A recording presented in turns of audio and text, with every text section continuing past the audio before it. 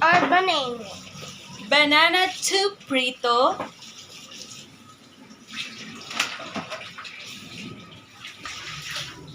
Ayan, guys. Inihaw na banana. Diyos ko, Lord. Tama na yan. Inihaw na banana without the mantika, guys. Without oil. So, that's the result of the banana. Tingnan nyo, guys, ang aking banana. For safety sa oil, yung mga medyo conscious sa health, regarding sa cholesterol, yan guys, without any oil, nilagyan po lang natin na, wala po akong nilagay na oil, so I'm using the non-stick pan. So, ayan guys. So, ito na yung product. Medyo may sunog konti.